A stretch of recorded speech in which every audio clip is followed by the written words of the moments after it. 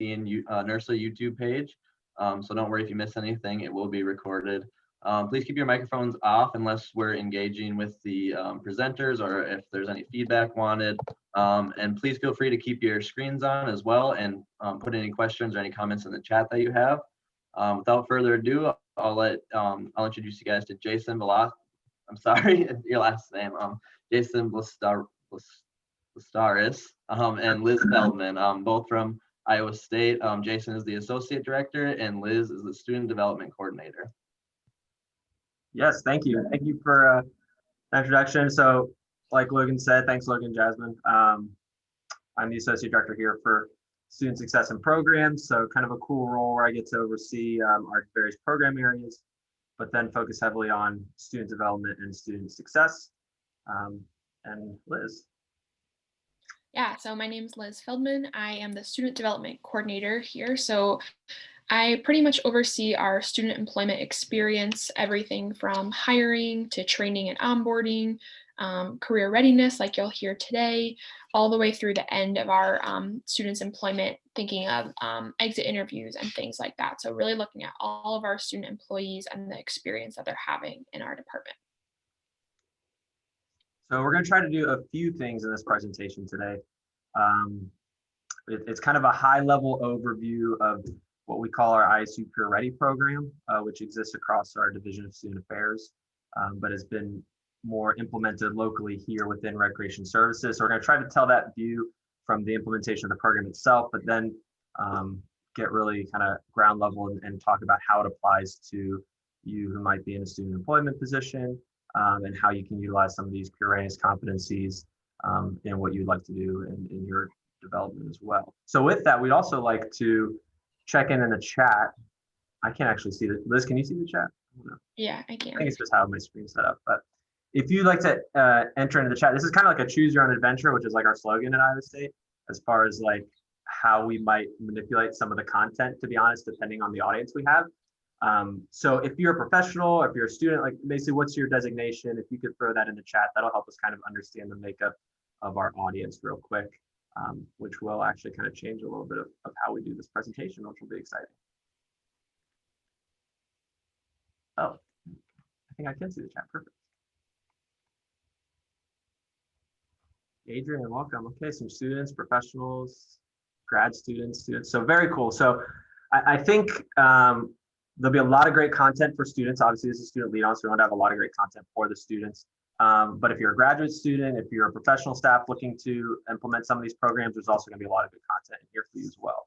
So that kind of leads a bit to our, our objectives,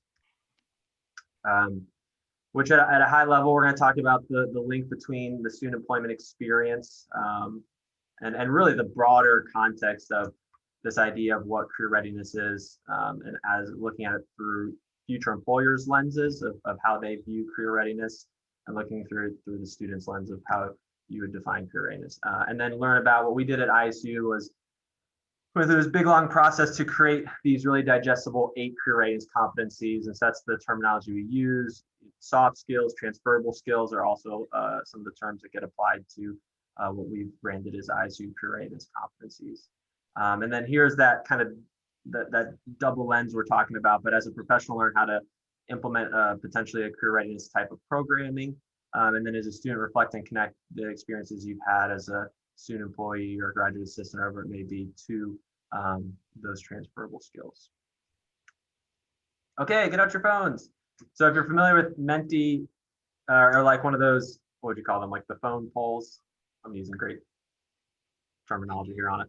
But essentially opening up a browser on your phone, or maybe this would work on your computer, I've never tried that. Go to menti.com and then enter this code. We're gonna utilize 2 questions today, one at the very beginning and one at the very end. So don't skip too far ahead, just if the first poll question that comes up, and I'm gonna share it here, on the screen. Without any context, because we haven't really talked about, we just said soft skills, transferable skills. When you hear the term career readiness, from your viewpoint, what does that actually mean to you? This will create a kind of a fun word cloud. So I'm hoping this is live and working.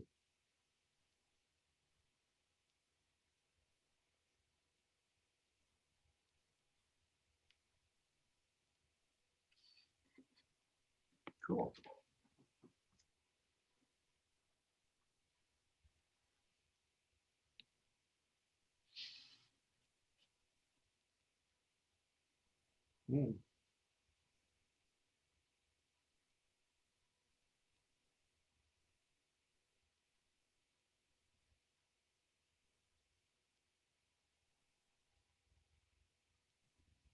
Awesome, thank you.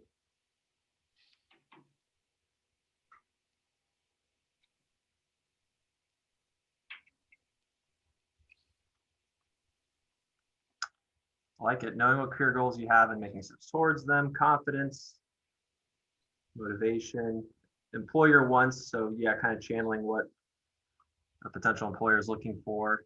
Steady, that's interesting. A lot of talk about preparedness. Which I haven't thought about from that context, but absolutely that'll apply to what we're talking about. Ready to apply, ready to interview, ready to succeed on the job. Perfect. So yeah, we're all kind of circling this idea of these skills or the process of actually being ready to step into a career field or step into a professional position. So I think all of that applies. So I appreciate the input moving into this. I'm going to try to do a nice smooth transition back to our presentation. Okay. Nope, that wasn't it. Present. Okay, so going to the why, we've got a couple points we're going to make real quick about why we're presenting on this idea of career readiness. It's actually something we get challenged with.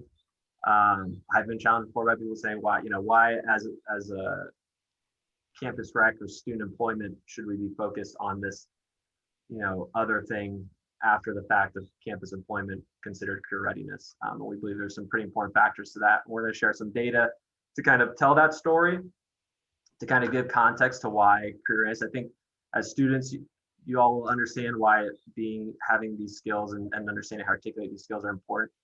But sometimes as campus rec professionals, it's hard to see how these potentially apply to our position. But I think intrinsically they very much do in the student development work that we do with our employees. So very first, most employers don't believe students are well prepared for successful careers after college. It's a harsh statement, but it's relatively supported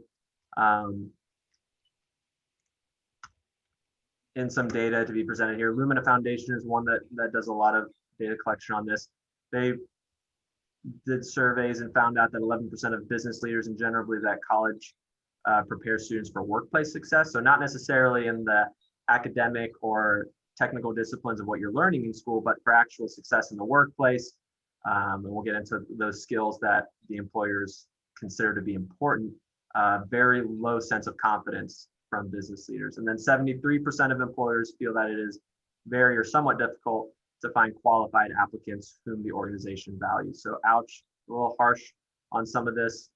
And then NACE, who is an organization that we use to build our career readiness competencies, they collect this data every year and list the top skills that employers are looking for.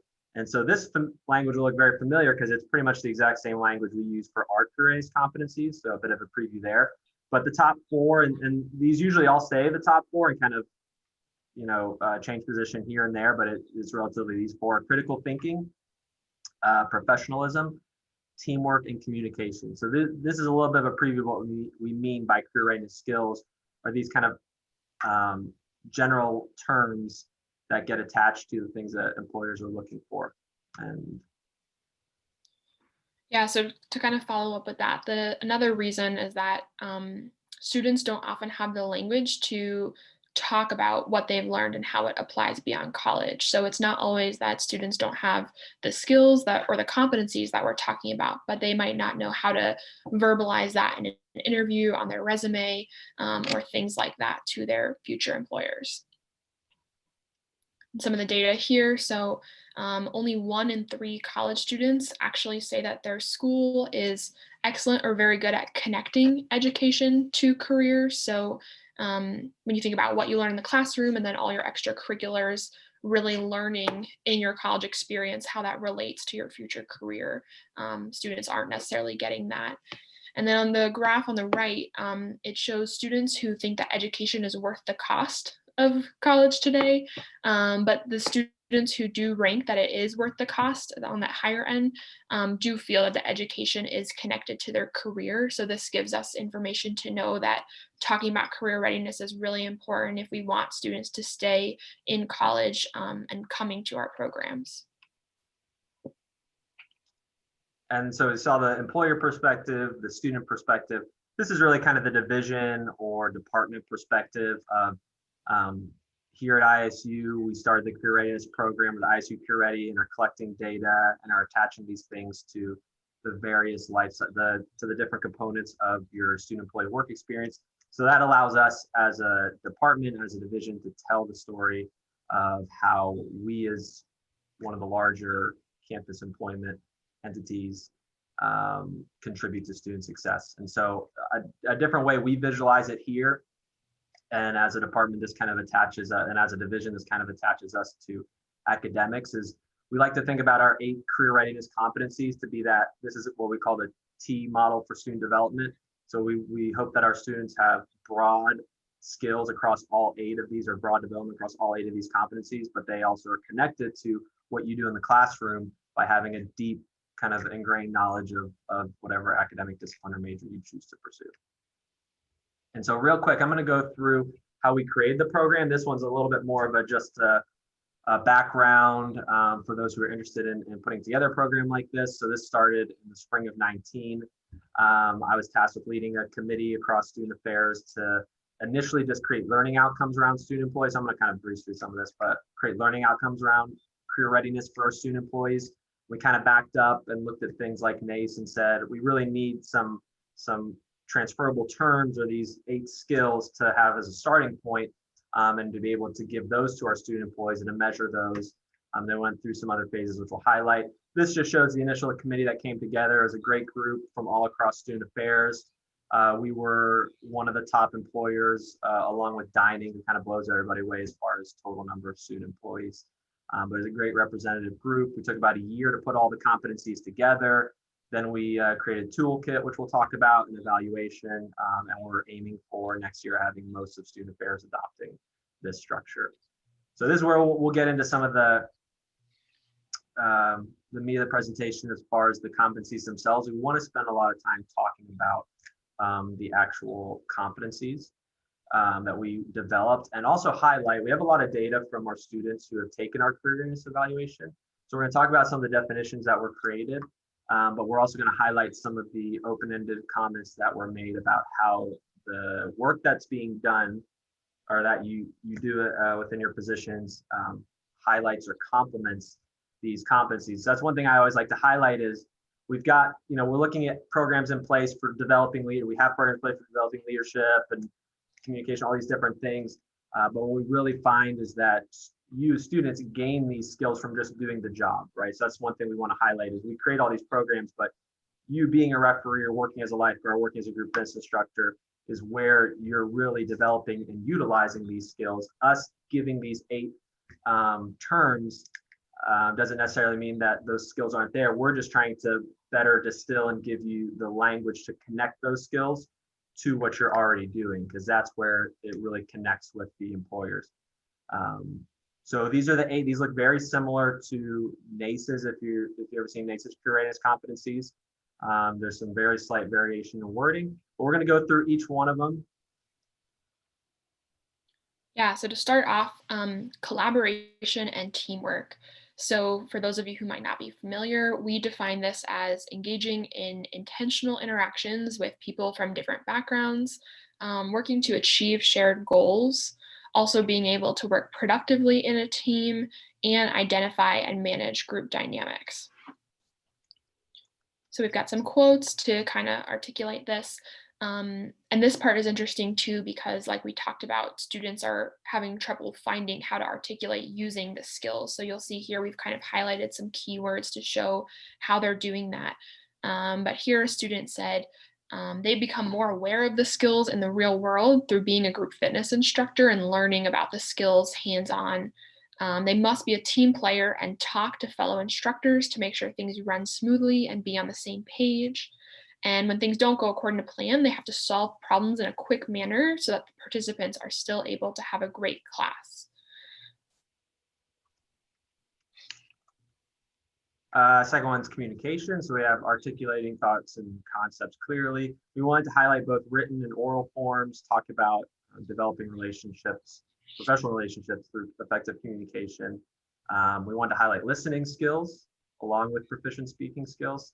And then this idea of actually receiving ideas of others. So that was how we've kind of defined communication. And so again, it's a broad term.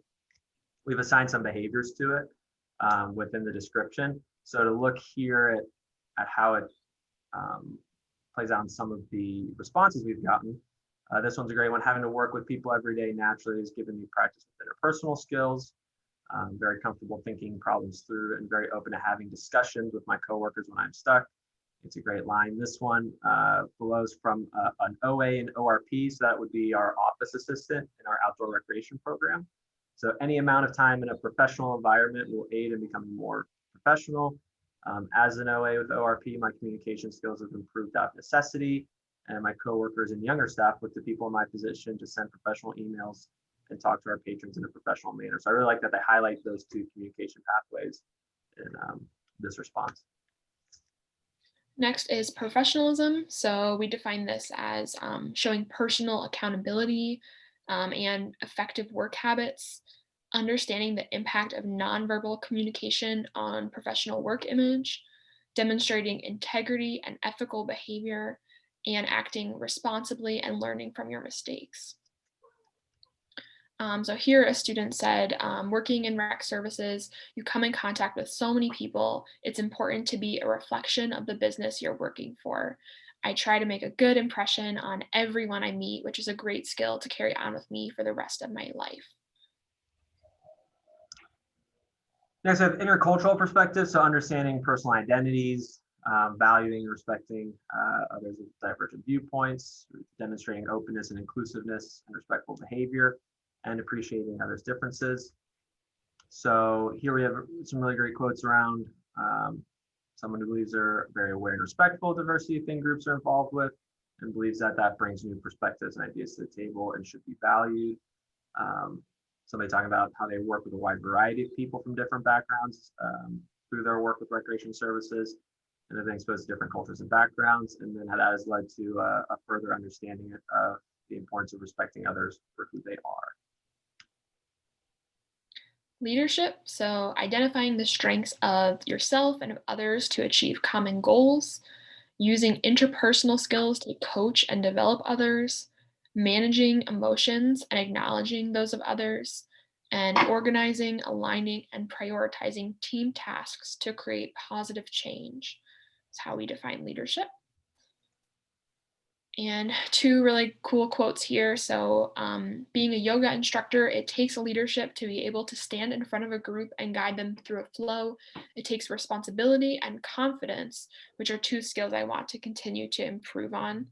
And when I was first hired at ORP, our outdoor rec area, I was shy, not sure exactly how I would fit in as a leader, and quite frankly was terrified to be a leader because I knew I didn't have the necessary skills to lead a trip successfully.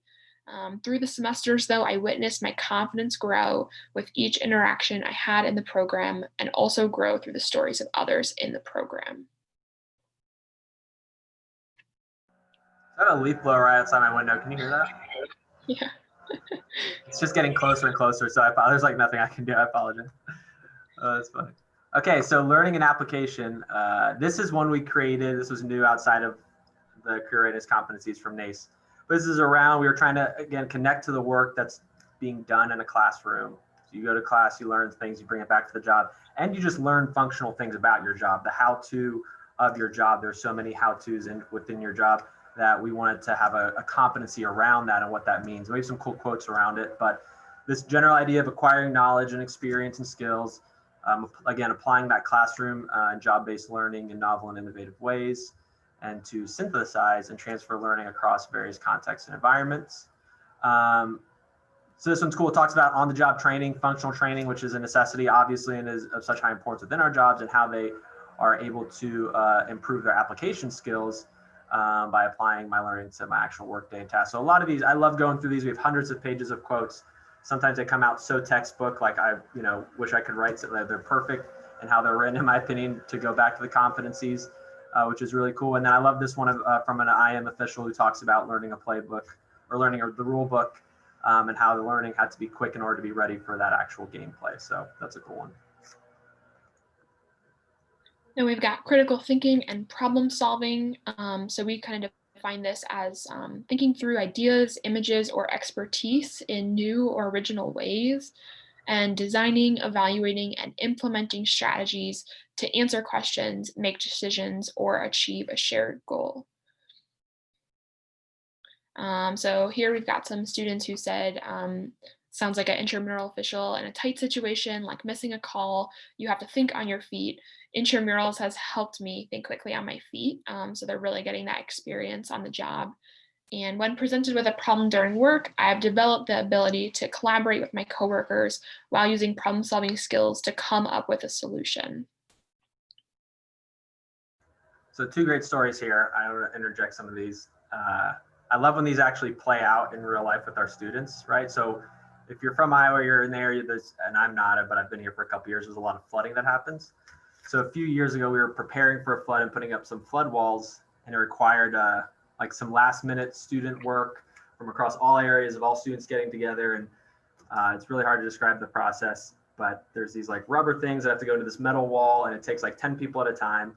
And we had just gotten done doing our big fall kickoff, and they were hearing about Readiness Competencies, and one of the group phys instructors elbowed me and goes, "Hey, teamwork and problem solving right there." And I was like, "Oh, that's perfect. Yep, keep using that language." Because again, at its very core, and just very simplistically, we want to be able to connect your experiences as a student to some of these terms so that you can, selfishly use them on your resume, in your interviews, and make those connections. I was literally walking into the building this morning with one of our student employees who was telling me, I might save that story because the leaf blower is coming pretty close. So it's a really good one though. So we'll save that one for a little bit later. All right, so to finish us off, we've got technology. So this is integrating and using technology ethically and efficiently, really knowing when technology is even appropriate to the task at hand, and adapting to new and emerging technologies to complete tasks and accomplish goals. So for the next quote, I'm giving one-on-one teaching on how to solve a technology problem when I have one. I have also been challenged to try new technology, which has helped me grow. So this might be surprising given that a lot of students have grown up with technology, but still using it in the job is found difficult, or at least a little bit of a challenge for our students. And another student working here has taught me how to use Fusion and ADIN. When you're the customer and something goes wrong and you don't understand how the system works, it can be really frustrating. It's taught me to be more patient with technology because it doesn't always work, as well as I would not have known how to use a system like Fusion if I hadn't started working at the gyms. So we really do see a lot of different pieces of technology, whether it's group fitness, mics, speakers, working in a member services, customer service role, or facilities. A lot of students, almost all of them, are really using multiple technologies to help accomplish their roles. So we'll do a quick activity. And if you're a student, you can participate. If you're a professional, I do this with our students. I'll talk about it a little bit more later. But goal setting is really important. So now that you know the foundation and the definitions of these 8 competencies we use, think for a moment of maybe 2 competencies that you want to continue developing. Maybe there's 2 that you know you use a lot in your role, or just 2 that you want to get better at. And then take a moment to write down 1 goal for each competency. So along with goal setting, we know that writing down goals and then also sharing them verbally helps us accomplish those goals. So I'll challenge you to share this later on today with someone maybe in your office that you work with, or a coworker. But you can, take this seriously, and for your own professional development, try to pick 2 of these and then create a goal that might help you improve, whether it's for your future career or just your current position.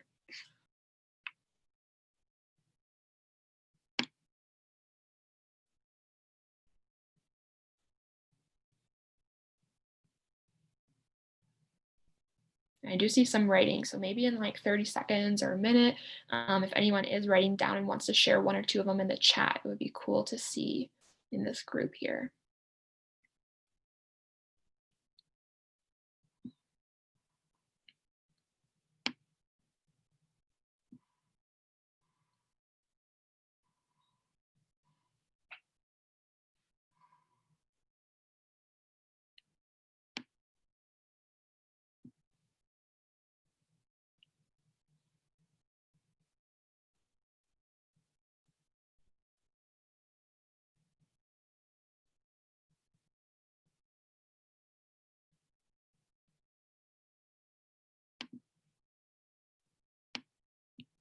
Great. So if you have those goals, like I said, share them with a coworker later on today or someone that cares about you and is close to you. And maybe let's have one or two in the chat just to see what y'all are working on and to make sure you took something away from our definitions.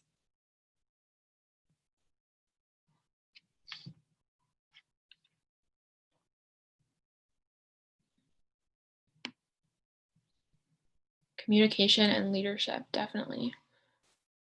Interpersonal perspective, critical thinking, and problem solving. Awesome. Yeah, the great thing about these competencies too is that they're intersectional, right? So you kind of need one to work on another, and so I find that it helps when you pick two to work on. They can kind of complement each other when you do that. Professionalism, collaboration, and teamwork. Perfect. So thanks for sharing those. We really appreciate it. Like I said, hold yourself accountable. Actually, hopefully, you can work on these in the next coming weeks or months. Obviously, super important things for your specific roles as well.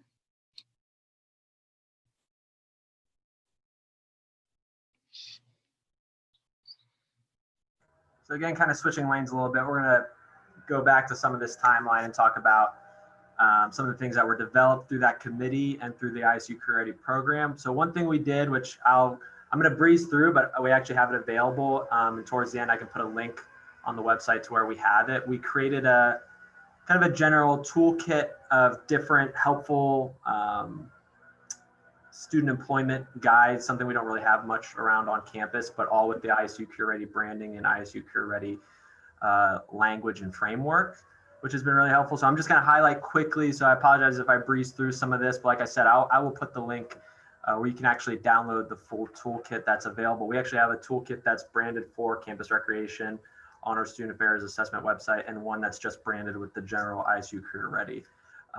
Because the highlight from the history of it, we were the first area to really fully implement this idea, these career readiness, this career readiness program. So some things within, and they're really kind of created around best practice. Like I said, we really don't have a lot of, I don't know a better way to put it, but student employment guidance at the university or resources. So we kind of are creating some of this from our student affairs committee. So some of the things that were created, we really wanted to, one of the easiest accessible places to start was job descriptions. So this idea of attaching the bullet points of a job description to one of the competencies.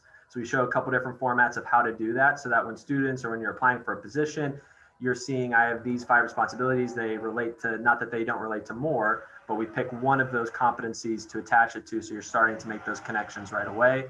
Application tips, and then there's a sample job application and how to structure it in there. One thing we realized is, we didn't have a lot of skills or guidance in the university around how to actually send a sample offer letter or email for a position, and also rejection email or messaging to a student employee. And then just a general interview guide and a little bit more of a robust interview questions that are banked and categorized by the career readiness competencies themselves.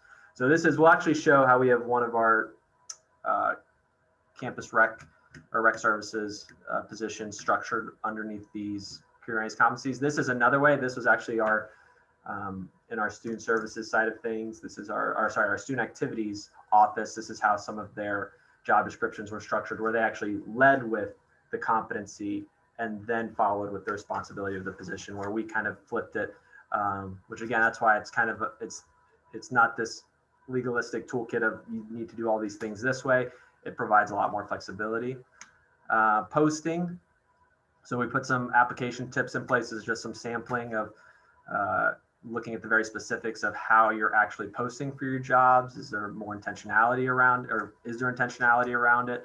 Where and when are the best places to post? Are you using the university-wide job board to do something, a change we just made, whereas we used to only post on our specific web page. Now we're using the job board for the university, which I know in a lot of places is just kind of standard practice as is.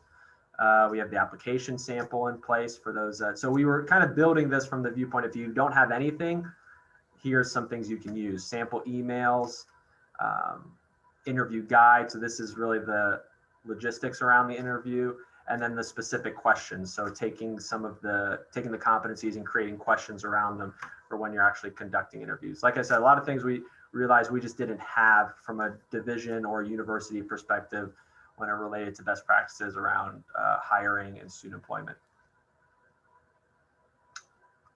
And then from there, now we're just going to pivot and highlight a little bit of what from the case study perspective of rec services, how we were able to introduce and do some of the things around. So we look at career readiness as this continuum of, as a student employee, we hope you are introduced to those skills early and you're connecting them through things like your job descriptions and our training. We try to emphasize them throughout your life cycle with us, and then we assess and have you reflect on those things towards the end of your employment duration. And that's how we kind of try to tie it all together and creating it. So it's not just simply we're patting ourselves in the back and saying, here are these competencies attached to job descriptions and we're measuring them for our benefit. It needs to have obviously that real practical application for our student employees. So again, to highlight, as I said, we looked at the student services side.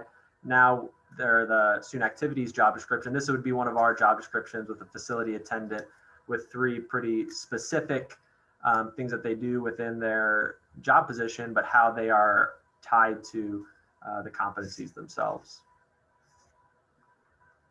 So then one of the first times that we actually introduce career readiness skills to the students is through our new onboarding program. So all of our new hires in the department now go through an onboarding program that's about 6 hours of a multitude of content. There's a lot of safety trainings, but then also we have some in-house modules that we developed about customer service and inclusion. And then one of the components of that is the students actually meet with me to go over the career readiness competencies. So similar to how we went through definitions and quotes from students, we go through that with all of our students now so that when they start working in the department, they have a baseline of what the competencies are, and they can then build off of those throughout their time working with us.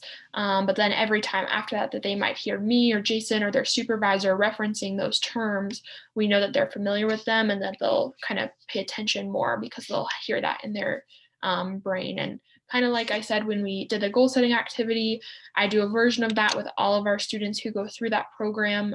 So they write down 2 specific SMART goals for each competency, and then we actually share them as a group to kind of help maintain that accountability. And they're also challenged to share those with their direct supervisors. So I like to tell students this is a great conversation starter if you want to get to know your supervisor better but don't really know what to talk about. It's a great way for them to see your growth by knowing what you want to work on, and also a way for you to really be accountable of working on that while you're working in your shifts day to day. Another thing that we did to kind of introduce this is on a broader scale, we have a new web page on our website all about careers and recreation with a specific career readiness page. So not only could our student employees find this, but it's really open to anyone. All of you could go search our website right now and find this as well. So we highlight our student employment positions, information on how to become a graduate assistant or a professional intern, because we know students are looking into that, and then how to really achieve a full-time career in campus rec. And there's actually another bubble under those 3 that's just about career readiness, where we might highlight NERSA opportunities or workshops that we're having. So we're even really kind of opening those up to anyone that might find this, so that if students know what career readiness is and they want to work on it, they have this landing page that can reference them to Jason and myself and our programming to help them further develop.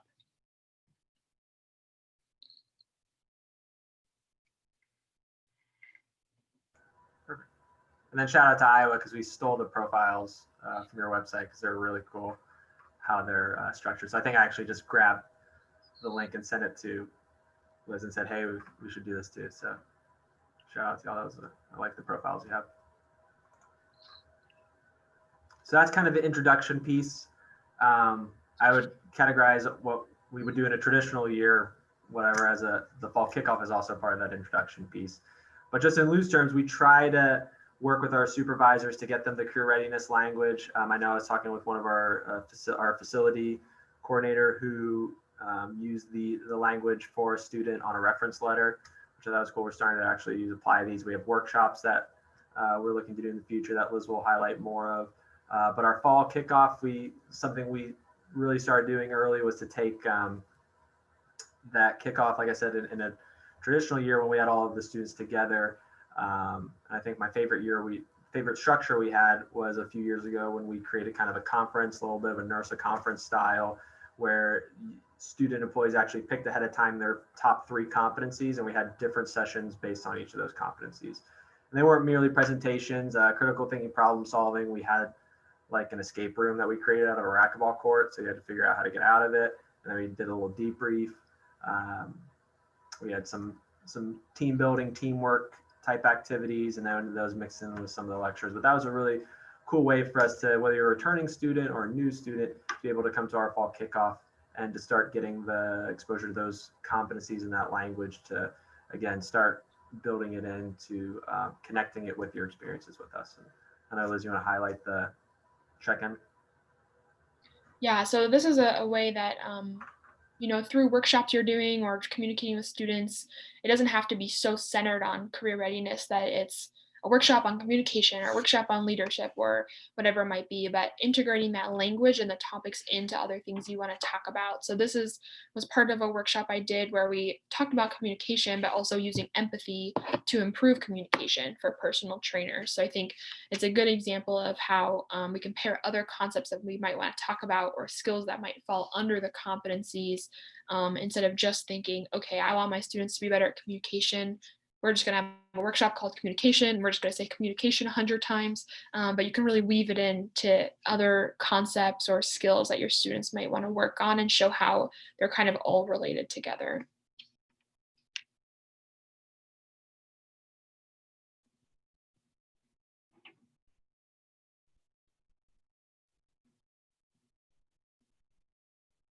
You remember to unmute. The leaf blower's gone, so I don't think I have to keep muting myself. And then that final piece of kind of closing the loop, right, is our career readiness evaluation. So we started off with kind of our own homegrown evaluation that we sent out to all the students, and had them rate their development in the skills as it related to their position. It had some open-ended questions, which unintentionally ended up being the reflection piece we really wanted. I always include open-ended questions of, okay, we'll expand more on how leadership, has really been developed through your position here. But reading through those, and those are some of the comments we shared, we found that's really the connection piece that our student employees were able to not just rate, hey, I developed in this and that, and that's the quantitative piece, but really we're able to write these eloquent, long sentences and paragraphs on, basically the answers I would hope potentially some of them would give in a job interview, which is really cool. So that evaluation served both purposes of being the assessment piece we needed to understand if those skills were being developed and how they're being developed, but also the reflection tool. And so that really led into Career Readiness Evaluation 2.0, which we'll talk about, which was actually taken over by the development of it by one of our research analysts in the Department of Housing, who's way 1,000 times more advanced at Qualtrics and stuff like that than I am. So created something a little bit more robust from an evaluation perspective. So again, going back to can't emphasize enough that reflection piece, because that's really where the motivation for career readiness, ISU Career Ready, came from, is having those conversations with students and knowing the rich experience that you all get from working within campus recreation, but then being able to apply that and put that on a resume or in an interview. So to go back to my fun story, as I was walking in today with one of our student employees who just happened to get done with a 4.5-hour lie detector test at the federal building for a position with the Secret Service yesterday. He told me walking in that they had a kind of an impromptu interview conversation before that lie detector started. And this was not prompted by me, but he talked about how he was describing his experience with personal training and problem solving and critical thinking. And he's literally using those terms as I'm talking to him. I had no idea the amount of exposure he had to the career readiness competencies, aside from the high level things that we do. But to hear him use those terms in such a high level experience like that was like, wow, cool timing, really affirming and reassuring before I have to go give this presentation in an hour. So that I thought was a really cool story. And yes, Adrian, you're right, that's who it was, but thought I would share that quickly. So this is kind of, and I'll just kind of go through this. This is what our students see here on the back end once they take our new evaluation.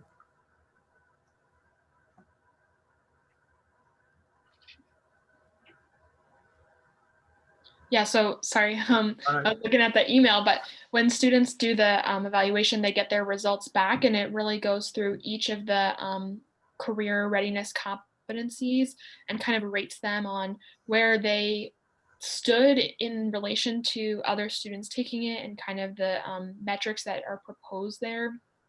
So they kind of it's like a reflection where you sometimes like you click the answer so fast in the survey, you're not really thinking of, oh, this is where I stand, but then you get the results back in your email and you can look over that. So these would be good to work on. And again, they're prompted to share them with their supervisor.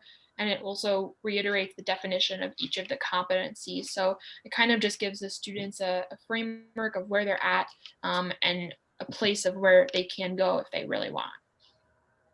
So you can kind of get a preview of it in the email results that our students received, but you can kind of see the way that we evolved the evaluation was to attach behaviors and turn those into questions for each of the competencies. So you can see for collaboration and teamwork, students are rating themselves on working as part of a team, compromising with others with whom you work. So we spent a lot of time as a committee now redoing that initial evaluation instead of just asking how you think you did in collaboration and teamwork. Now there's actual behaviors assigned to them. And so the hope is that in the future, this assessment gets used with supervisors. They can sit down, they can have a conversation, but at the very least, it's going back to the students. And so again, from how is this all applicable with students, hopefully, who are on this presentation, hopefully you're seeing some of these skills and making a connection to what you're currently doing from the professional and GA perspective. Hopefully you're getting some ideas about how to potentially incorporate some of these things. But as the person charged with overseeing the results and the assessment itself, it's very fascinating to look at the things that are coming back. Not surprisingly, out of the 8 competencies, technology development always gets rated as the absolute lowest. So as a professional staff and as a department who just started this enterprise software fusion a few years ago, we think, wow, this is so advanced. All of our students are getting trained on this and this, but what we're realizing is that exposure to that technology is nothing far and beyond anything that our students are already fully capable of. So that's why technology usually gets rated really low. But again, going back to that experience, conflict or problem solving, critical thinking always gets rated very highly with our intramural officials, as we would assume. Communication and leadership gets rated very highly by our group business instructors. So there's these kind of hypotheses we make about where those competencies fit into the employment experiences, and they usually play out pretty closely in the information that we get back, which is pretty interesting.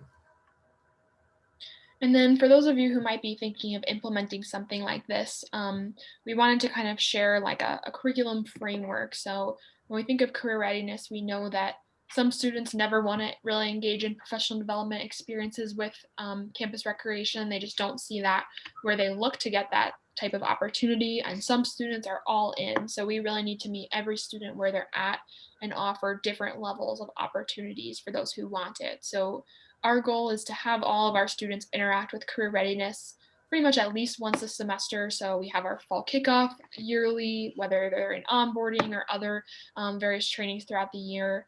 But then we need to think, okay, so some of those students are going to really take to this. So how can we offer additional opportunities throughout the semesters for those students so that they can engage in that and know that they can find those opportunities within our department. But then we have this divide where some students are more beginner level and then some are really advanced because they've taken up to all these opportunities. So how do we offer kind of different styles of content and different levels to students so that they can keep advancing and keep being involved with our programming?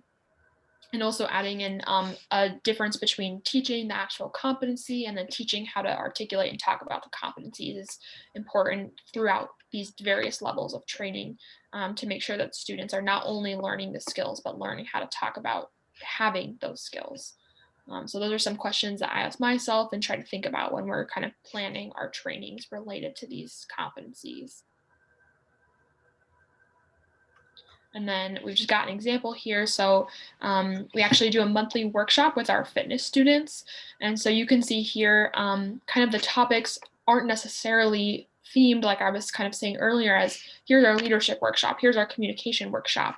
but we've chosen topics that the fitness students have articulated that they want more development in and that they want to improve on. And then we've tied them to career readiness competencies that might not be super obvious right out front, but might be more obvious through the learning outcomes or the experiences that are offered through those opportunities.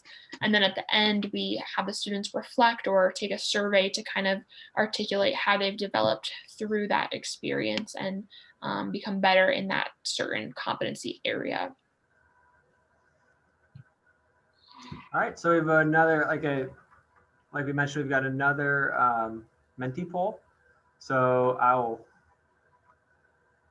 double back to our next slide. So kind of having some knowledge of the 8 competencies. Oh, people already took it. Very cool. At least 5 people have. Which competency do you believe to be your strongest? So in your experience or your background, what would you rate as the, oh, interesting. Okay. So wait for a few more. Jason, just a heads up. This Yeah. came up before your other. Oh, okay. Can people Menti. see it? So I don't know. I that think so, yeah. If you refresh your page, you should be able to see this Oh, one. okay. Oh, if you refresh your page on your phone or whatnot. Okay, so a few more people in.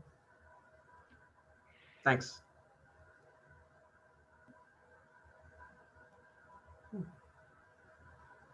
So some changing of positions.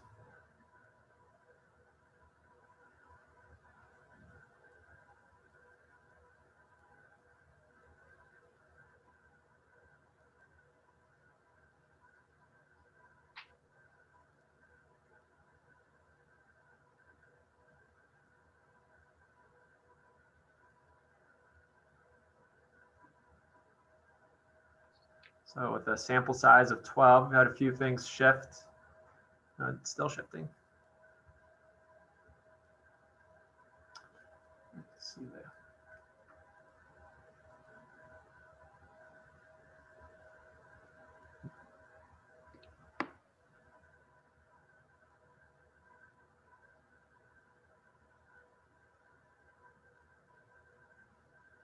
And this relatively tracks with kind of the metadata we have across all of our student employees from what I'm seeing so far. Relatively speaking, most of the top 4 competencies, critical thinking, communication, and for us, it's really collaboration and leadership, usually rank in that top 4, and they're all not that far apart from each other. Then of course, technology is lower for us, and some of those ones like professionalism, which are also a little bit lower, but makes sense through the employment experience and what the day-to-day tasks involved for most of our positions that you're seeing things like critical thinking, problem solving, communication, teamwork, and in this group learning application rated highly. Interesting. Liz, any thoughts or?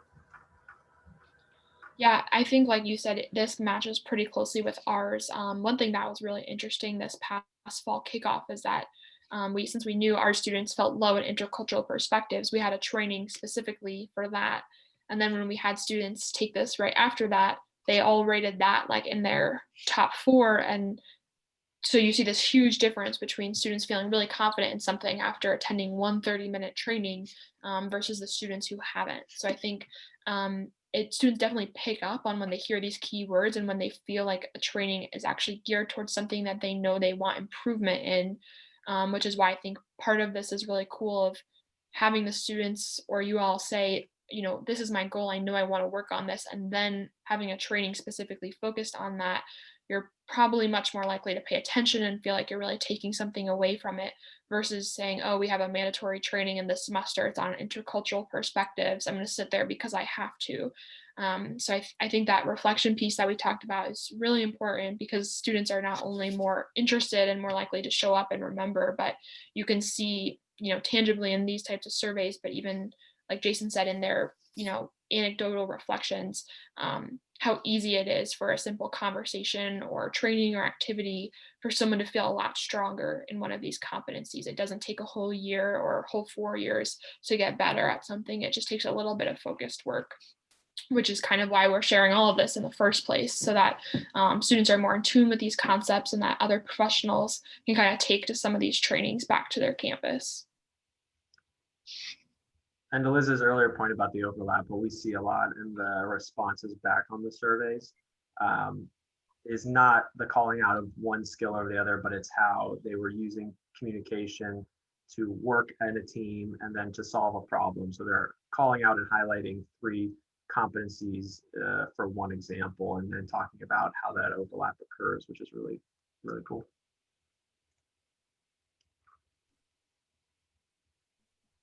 And with 7 minutes still left, we have a few minutes and we'll try to end a little bit early too, so you can move on to the next presentation. But if anybody has any questions, I want to say thank you to our session monitors and also for everybody for joining us on this Friday. But any questions?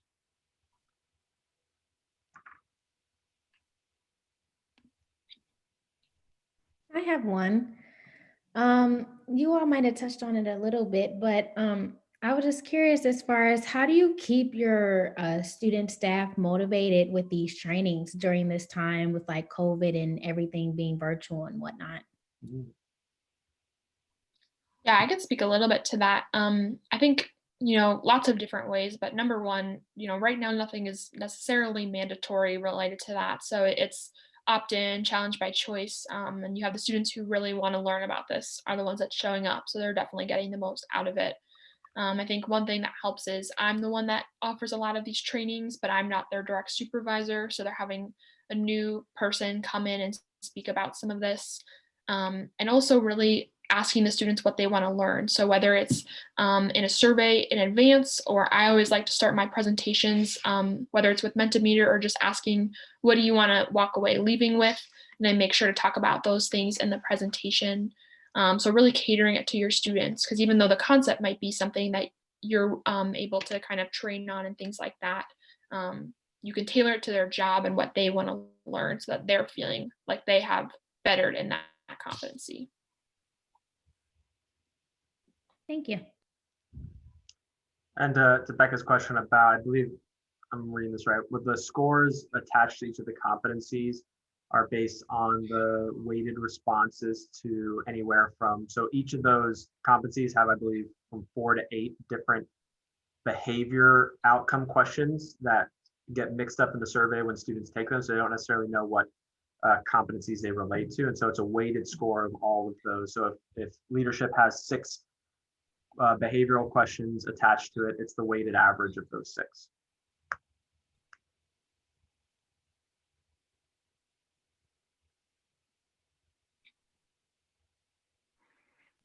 Awesome. Well, if you'd like the presentation as I put in the chat, feel free to email myself or Liz. If you'd like the toolkit as well, it is available on our ISU Student Affairs website, but I can send it to you more directly, so just let me know. Cool. Thanks, everybody. Jasmine and Logan, anything else? Alrighty, if there aren't any more final questions, we would like to thank our presenters, Jason and Liz, for taking the time out today to give us this awesome presentation. And also next we have our rectacular resumes with Mallory Valentine from the University of Iowa for the next presentation. So if you are free, please tune into that one as well. Thank you, everyone. Bye, everybody. Thanks, everyone.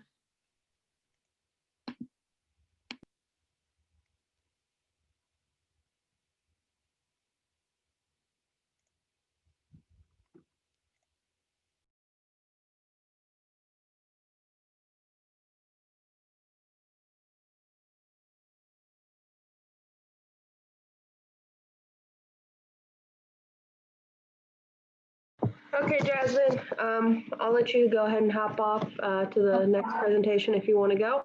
And I'll Okay. see you later this afternoon. Okay, see ya. Thanks. Thank you.